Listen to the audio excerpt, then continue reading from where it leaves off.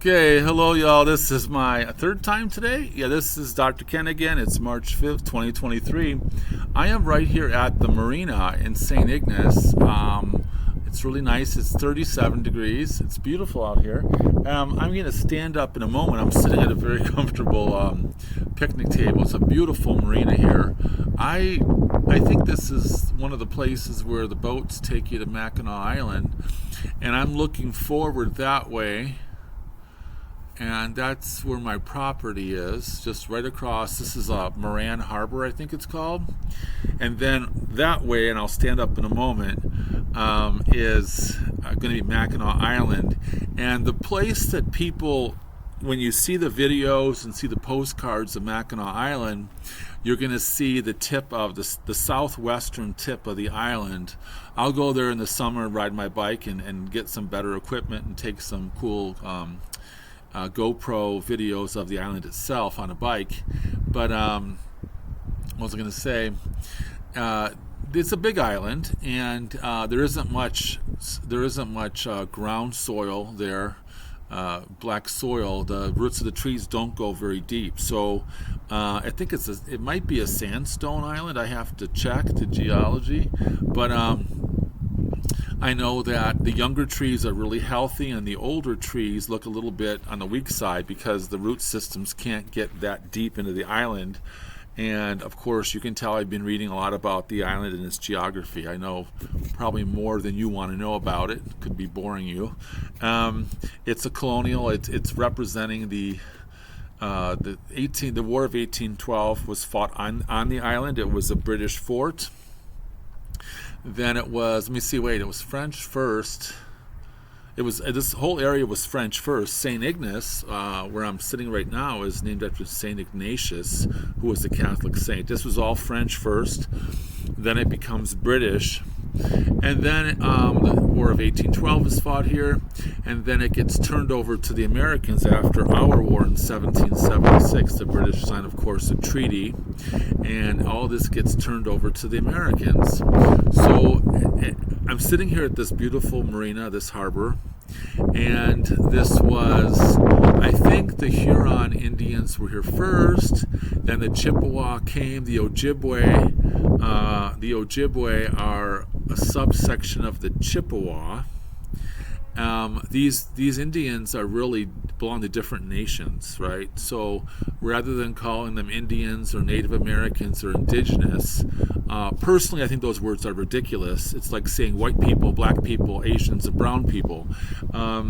Saying white people, black people, Asians, and brown people is pretty meaningless. It's pretty idiotic because it doesn't say much about anything. Who cares if your skin complexion is the same? And we talk about American Indians, or we might say Native Americans, or the indigenous. It seems like a broad brush to me. It seems like it's really reductionist and myopic and just, quite frankly, idiotic.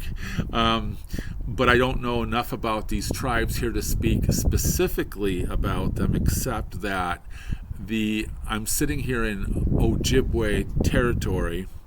I know that because the Ojibwe Museum is just a stone's throw from here. I go to the powwows in the summer in July, and they've educated me on that particular thing. And I know they've told me that the Ojibwe are also called the Anishinaabe, and the language they speak is Anishinaabe. And I think that they're a smaller subset of the Chippewa. And I know that because the property that the tribe bought around my property just up the road here says Chippewa Indians USA. That's what they're called, Chippewa Indians USA. And when I asked the Ojibwe Museum, they said that's us. So they're part of the Chippewa. I know that the Ojibwe and the Chippewa do not like the Iroquois. The Iroquois Nation, I believe this is going to be by Quebec to the east of me, the Montreal, St. Lawrence Seaway and so forth. I am supposedly partially Iroquois through my dad. that's what we grew up thinking. It turns out after doing my DNA testing, I'm not. I'm not, part Iroquois at all, according to my DNA testing. You really can't trust family traditions because, I don't know, people are adopted. When you match up the DNA with the family lineages and we don't know, people get adopted. In the old days, they didn't tell you, they wanted you to fit in. But it's possible. I'm trying to get my brother to do the $150 more exact DNA testing, living DNA. He's not relinquishing at this moment, but because what my siblings tell me, we have the same mom and dad, we're the same. No, we're not the same. That's not the way genetics works. It's not percentages. If that were true, all 6 of us, I'm one of 6 children, we would all be clones, I guess.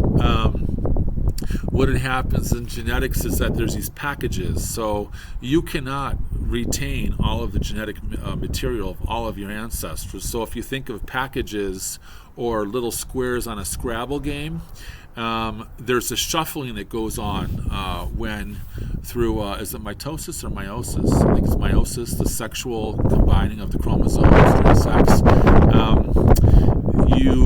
So my brothers and sisters, the pieces are shuffled differently. So in order for me to find out if I am a small percentage of Iroquois, I would need my brothers and sisters to have the test done as well. But they're reluctant. Again, it's because we were mistaught by our biology teachers years ago. I don't think it was their fault, but there was this belief that we're all certain percentages of our ancestors, and I think it's just been recently when people actually. When geneticists have figured out that these are packages that are shuffled around, and that's why brothers and sisters can look so different.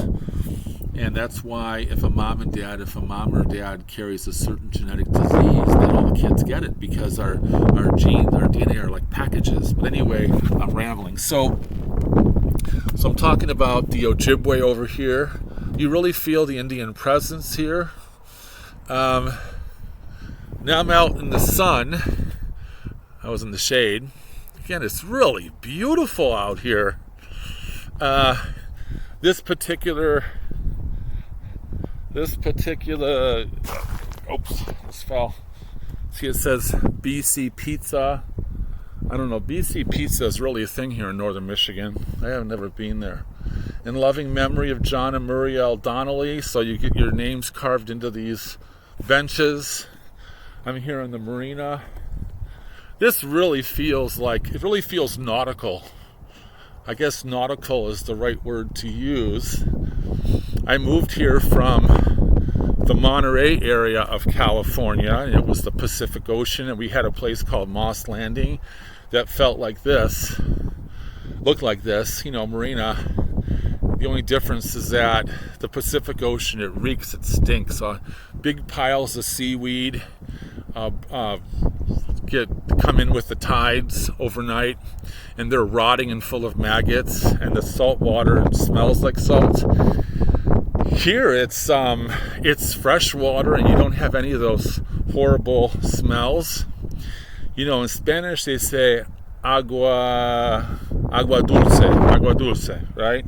So in the Spanish language, fresh water, they don't say agua fresca, they say agua dulce, sweet water, because it is sweet. I think they say agua dulce. When I go to Spanish-speaking countries, I'm generally not on the coast. But it's sweet water, it smells good, it's fresh. Now I'm walking out here, and the marina is empty because it's winter.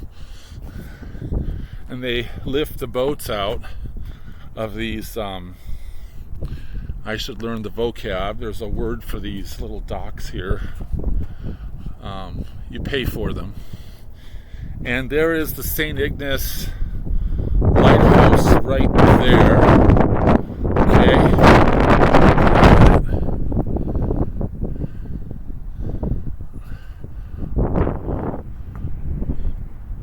I'm going to have to walk over there.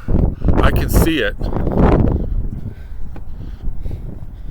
Gotta make sure my laptop doesn't fall into the bay. Wouldn't that be a bad day? There goes $800. Well, I can see it. It's red and white. I don't know if you can see it. Now let's see if we can see Mackinac Island. Mackinac Island is just yonder. It's right across there. I think it's 15 minutes. 15 minutes by boat. That's Mackinac Island right there. It's historic. There are no cars and no trucks. Everything is horses and bicycles and carriages. They're trying to keep the time period, trying to keep it in its original form. You have to conform to certain building codes to build a house there. So it looks like the 1800s.